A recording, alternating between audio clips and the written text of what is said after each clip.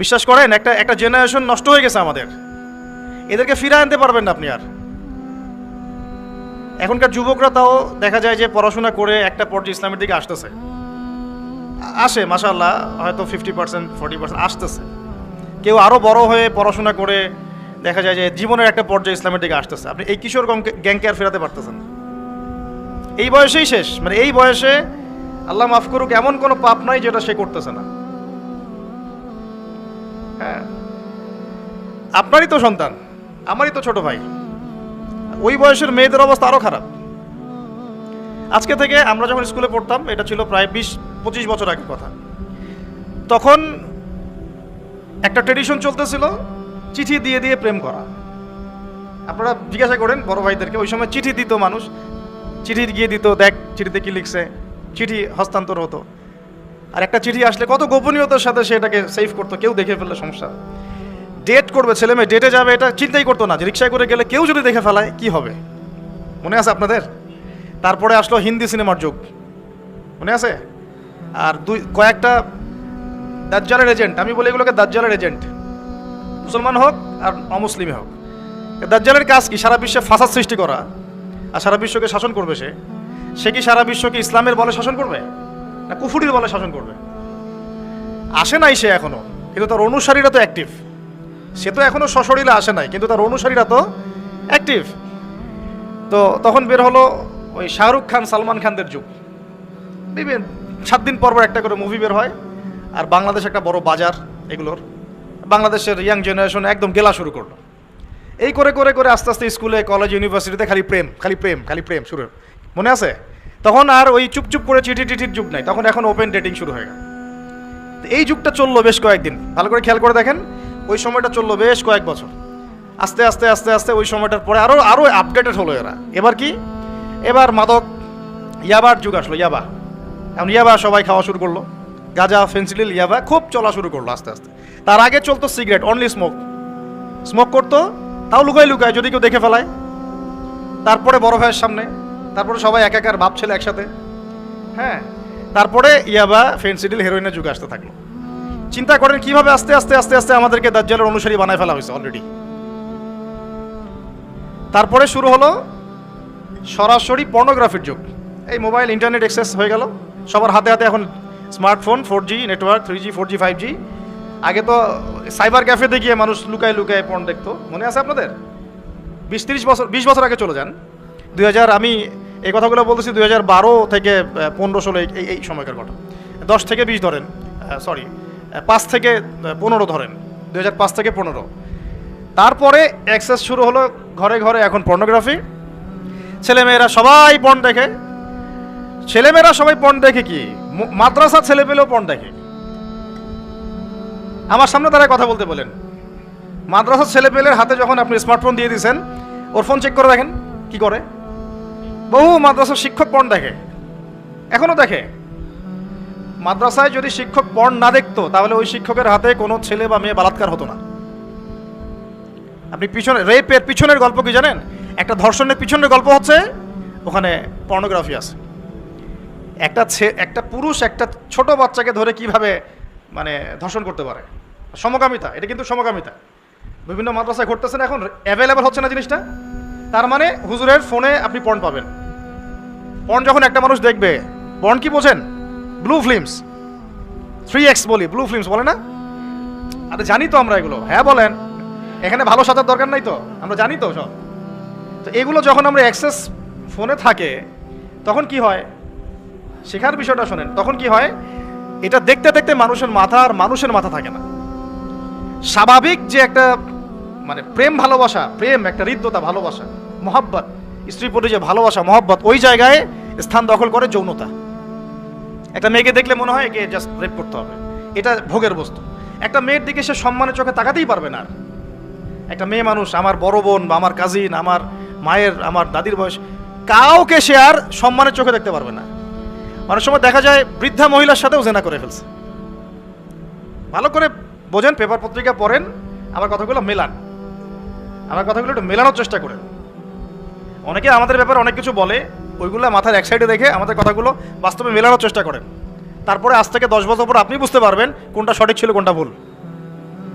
সঠিক বেঠিক ভুল ভালো মন্দটা আপনিই বুঝতে পারবেন একটু পরে। যেমন কাগজের টাকা বুঝতে পারছেন 5 বছর পর, এগুলো বুঝবেন 10 বছর পর ইনশাআল্লাহ।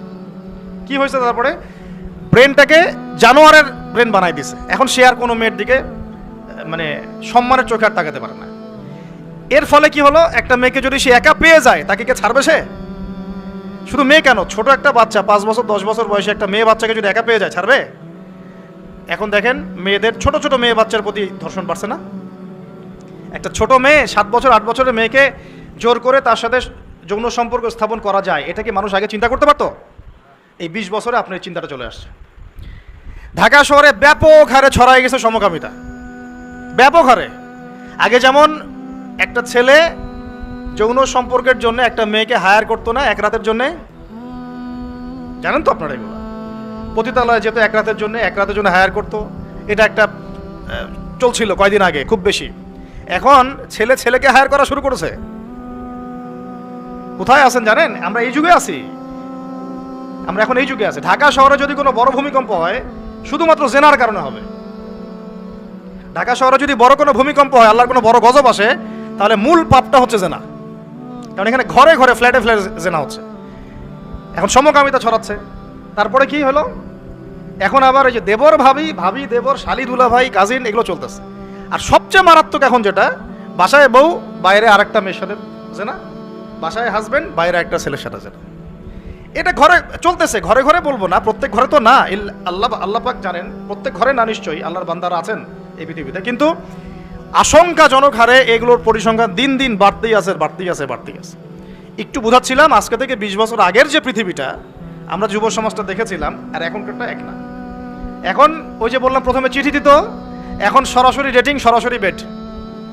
এখন ব্রেকআপটা এমন যে আচ্ছা ওর সাথে তো হয়ে গেছে, আরেকটার সাথে। এখন এক একটা মেয়ে এক একটা ছেলে বিয়ে করার আগে মিনিমাম 4টা-5টার সাথে প্রেম করতেছে, এবং শুধু প্রেম না, এগুলো শারীরিক সম্পর্ক করতেছে।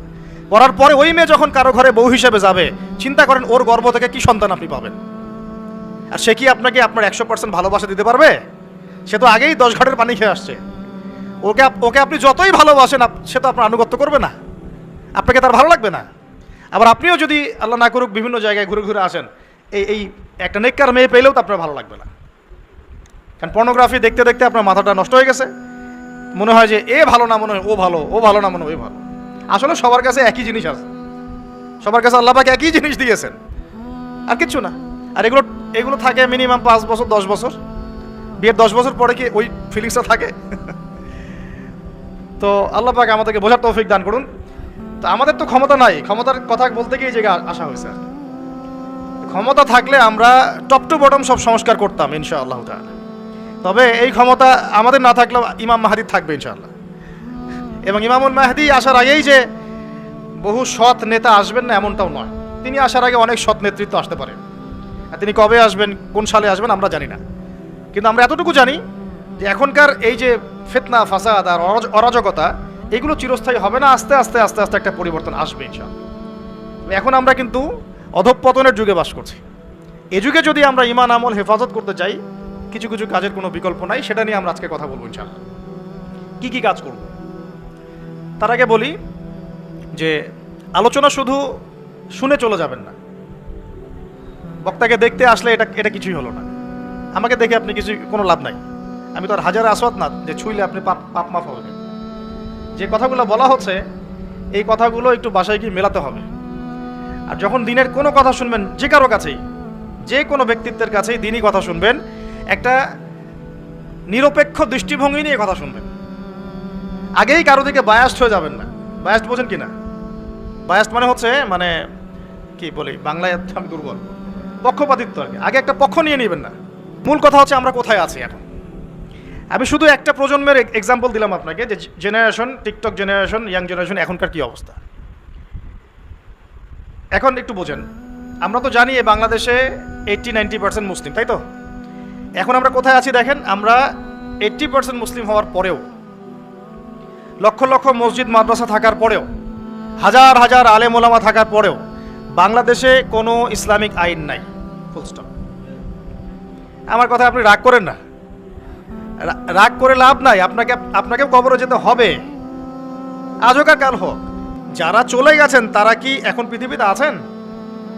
অতএব আমার কথায় কষ্ট নেওয়া যাবে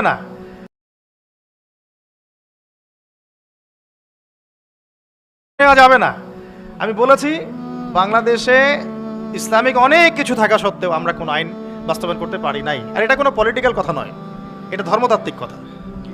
এখন যারা এই কর্তৃত্ব যাদের কাছে আছে তারা যদি এই দায়িত্ব পালন না করেন বা করার চেষ্টা না করেন বা কোনো আন্তরিকতা প্রদর্শন না করেন, তাহলে অবশ্যই আল্লাহর কাছে জবাবদিহি করতে হবে। এই জবাবদিহি আপনাকে আমাকে করতে হবে না। আল্লাহ পাক আপনাকে আমাকে সে দায়িত্ব দেন নাই। আমাকে কি দিয়েছেন? বলার একটু স্বাধীনতা, এতটুকু এলেম কালাম এইটুকু বলতে হবে, এইটুকু চার্জ আল্লাহ পাক আমাকে করবেন। আপনাকে দিয়েছেন মাদ্রাসার খেদমত, মসজিদের খেদমত ইত্যাদি ইত্যাদি, এইটুকু চার্জ আল্লাহ পাক আপনাকে করবেন। আর আল্লাহ পাক আরও বড় বড় দায়িত্ব যাদেরকে দিয়েছেন তাদেরকে কিন্তু জিজ্ঞাসাবাদ করবেন, কোনো মাফ নাই এটার। আপনারা এই হাদিসটা খুব ভালো করেই জানেন, আলা কুল্লুকুম রাইন, তোমার প্রত্যেকেই দায়িত্বশীল, ওয়া কুল্লুকুম মাসউলুন আন রাইয়াতিহি, এবং তোমাদের প্রত্যেককেই যার যার দায়িত্ব সম্পর্কে জিজ্ঞেস করা হবে। তো এই 60, 70, 100 বছরের জীবনে মনে কষ্ট নিয়ে বা অন্যভাবে কথাকে ঘুরিয়ে ফিরিয়ে তাওয়িল করার কোনো মানে নাই, বিকজ আপনাকেও কবরে যেতে হবে। আল্লাহ পাক আপনাদেরকে বোঝার তৌফিক দান করুন। এখন আসেন, আমরা 90% মুসলিম বলে দাবি করছি, বাট আমাদের সমাজে নামাজি ব্যক্তির সংখ্যা আপনি খেয়াল করে দেখবেন 20 থেকে 30%ও না। ফজরের নামাজে আপনারা এসে দেখেন কি অবস্থা, আর ফজরের নামাজের প্রথম কাতারগুলো ভরে থাকে সাদা দাড়িওয়ালা লোক দিয়ে, সাদা দাড়িওয়ালা লোক দিয়ে ফজরের নামাজের প্রথম কাতার ভর্তি। তোমরা কোথায়? তোমাদের নামাজ পড়তে হয় না? ইয়াং জেনারেশনের তো ফজরের প্রথম কাতারে আসা উচিত নাকি? বৃদ্ধ মানুষ আসতে পারে না, লিফট দিয়ে নামছে, সিঁড়ি দিয়ে নামছে, লাঠি নিয়ে হেঁটে হেঁটে হেঁটে এসে ফজরের নামাজ পড়তে আসছে, কারণ জীবনের একটা পর্যায়ে তার মনে হয়েছে যে জীবন শেষ, জীবনটা তো শেষ হয়ে গেল, জীবনটা তো শেষ, 60 বছর চলে গেল। এখন তার রিয়েলাইজেশন হয়েছে না আমাকে নামাজ পড়তে হবে। দেখেন মসজিদের ভর্তি প্রথম দ্বিতীয় কাতার সব লাল দাড়িওয়ালা, সাদা দাড়িওয়ালা, ইয়াং জেনারেশন নাই। আর যারা মাশাআল্লাহ আসছেন আলহামদুলিল্লাহ, কিন্তু পরিসংখ্যান কত? একটা এলাকায়, একটা গ্রামে কত % মানুষ নামাজ পড়ে? এটা হচ্ছে পরিস্থিতি, আপনাকে বোঝাচ্ছি কেমন পরিস্থিতিতে আপনি এখন বসবাস করছেন। 1, 2, কত % মানুষ যাকাত দেয়? যাকাত ফরজ না ওয়াজিব না সুন্নাত না মুস্তাহাব? কেউ যদি যাকাত অস্বীকার করে সে মুসলমান থাকবে না থাকবে না? বহু শিল্পপতি কোটিপতি বাংলার মাটিতে আছে, লক্ষ কোটি কোটি টাকা, মানে কোটি কোটি টাকার বিজনেস, মিলস, ইন্ডাস্ট্রিজ, ফ্যাক্টরিজ, যাকাত দেয় না। সুবহানাল্লাহ। মাঝে মাঝে দান সৎকা করে, মসজিদে অনুদান দিচ্ছে, মাদ্রাসার অনুদান দিচ্ছে, ওয়াজ মাহফিলে অনুদান দিচ্ছে, যাকাত দেয় না। অনুদান আপনার উপর ফরজ না যাকাত ফরজ? অনুদান না দিলেও কোনো গোনা নাই। মসজিদে সাহায্য চেয়েছে, আপনি দিলেন না বা দিতে পারলেন না, গোনা নাই। কিন্তু ফরজ যাকাত না দিলে কি হবে? গোনা তো হবে। অস্বীকার যদি করে কুফরি হয়ে যাবে। আবু বকর সিদ্দিক রাদিয়াল্লাহু আনহু নাম শুনেছেন নিশ্চয়ই। তিনি যাকাত অস্বীকারীদের বিরুদ্ধে যুদ্ধ ঘোষণা করেছিলেন। আর যারা ইসলামিক ইকোনমিক্স পড়াশোনা করেছে বা ওয়ার্ল্ড অ্যাফেয়ার্সের, ওয়ার্ল্ড ইকোনমিক্স বোঝে, তারা বলতে পারবে আপনাকে, সবাই বলতে পারবে না। এই মানুষগুলো বলতে পারবে যে যাকাত হচ্ছে একটা অর্থনীতির মূল ভিত্তি। এটা ঠিকঠাক মতো যদি একটা নেশন দেয় তাহলে ওই জাতির মধ্যে দারিদ্রতা আসবে না ইনশাল্লাহ। আমাদের এখানে এত দারিদ্রতা কেন হচ্ছে? কেন এত ইনফ্লেশন? কেন এত এই, কেন সেই? দ্রব্যমূল্যের ঊর্ধ্বগতি, রিজার্ভ কমে যাওয়া, এটা ওইটা অনেক তো কারণ আমরা ব্যাখ্যা করি। টকশোতে বসলে তো বুদ্ধিজীবীর অভাব নাই। হ্যাঁ, সব বুদ্ধিজীবী বাংলাদেশেই জন্ম নিয়েছে আর কি। যারা অনেকে আছে এমন নামাজও পড়ে না কিন্তু ইসলাম নিয়ে কথা বলে, কোরআন তেলাওয়াত করতে পারে না কিন্তু ইসলাম নিয়ে কথা বলে, এবং ওরাই মানুষকে বলছে কোনটা ঠিক কোনটা বেঠিক। এইটাও কিন্তু হাদিসে আছে, আপনি জানেন কি না? উমর ইবনুল খাত্তাব রাদিয়াল্লাহু আনহু একজন সাহাবীকে বলছিলেন যে তুমি কি বলতে পারো ইসলাম কখন ধ্বংস হবে? ওই সাহাবী বলছেন, সম্ভবত তার নাম উবাই ইবনে কাব রাদিয়াল্লাহু আনহু, আমি একটু ভুলে গেছে। সেই সাহাবী বলছেন, ইয়া আমিরুল মুমিনিন, আপনিই বলেন ইসলাম কখন ধ্বংস হবে, আমি তো বলতে পারি না। তখন তিনি বলছেন, যখন 3টা বিষয় দেখবে তখন বুঝে নিবে ইসলাম ধ্বংস হয়ে যাবে। 1 নাম্বার, যখন দল্লাতুল আলেম, যখন দেখবে আলেমের পদস্খলন ঘটছে কিনা এখন। 1 নাম্বার কি? দল্লাতুল আলেম, আলেমের পদস্খলন ঘটছে, এখন এটা হচ্ছে কিনা। আর আমি রিকোয়েস্ট করি, আপনি সনদ অর্জন করেছেন, আপনি ব্যাকরণ খুব ভালো বোঝেন, তাফসীর করতে পারেন, আপনি মুহাদ্দিস মুফতি হয়েছেন, আলহামদুলিল্লাহ। আল্লাহর ওয়াস্তে এই অহংকারটা নিয়ে কবরে যায় না। আলেমদেরকে বলছি, বিনয়ের সাথেই বলছি, এই অহংকারটা নিয়ে কবরে যায় না।